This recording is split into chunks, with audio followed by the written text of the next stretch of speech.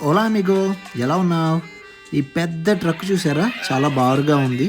ఎందుకు అనుకుంటున్నారా? అమెరికాలో ఉద్యోగాల కోసం ఒక సిటీ నుండి ఇంకో సిటీకి మారడం కామనేనండి.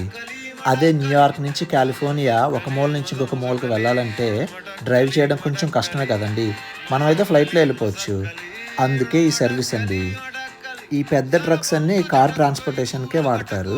ఇందులో 2 కంపార్ట్‌మెంట్‌లు ఉంటాయండి. పైనొకటి, కిందొకటి. సో, చాలా కార్లు పడతాయన్నమాట.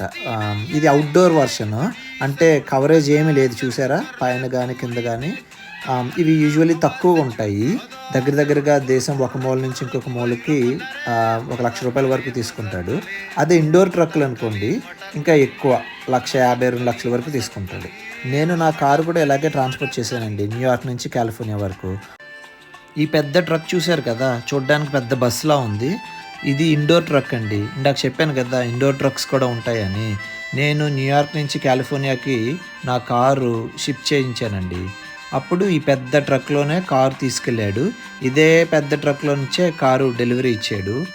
ఇది కొంచెం ఎక్కువ రేట్ అయినా ఇలా ఎందుకు చేశానంటే, కారు మీద దుమ్ము పడకుండా, రాళ్ళేమి పడకుండా, ఏమి డ్యామేజ్ ఏమి అవ్వకుండా ఉండాలని ఎక్కువ పెట్టి ఇలా ఇండోర్ లాగా షిప్ చేయించానండి.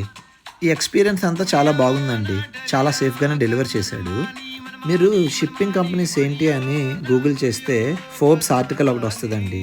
అందులో 4 కంపెనీస్ ఇచ్చాడు. 4కి హై రేటింగ్సే ఉన్నాయి. అందులో నేను మటుకు వాడింది ఈజీ ఆటో షిప్ కంపెనీ అండి. ఒకసారి బుక్ చేయంగానే వాడే మీకు ఫోన్ చేస్తాడు. పలానా స్లాట్స్ ఉన్నాయి. ఏదో ఒక స్లాట్ బుక్ చేయమని చెప్తాడు. ఒకసారి స్లాట్ బుక్ చేసిన తర్వాత వాడే వచ్చి కార్ తీసుకెళ్తాడు. పలానా టైంలో వాడే కార్ డెలివరీ చేస్తాడు. మనకి ట్రాకర్ కూడా ఒకటి ఇస్తాడండి. మనం చూసుకోవచ్చు కార్ ఎక్కడుంది, ఎప్పటికల్లా డెలివరీ ఇస్తాడో అది కూడా చూసుకోవచ్చు. అది మ్యాటర్.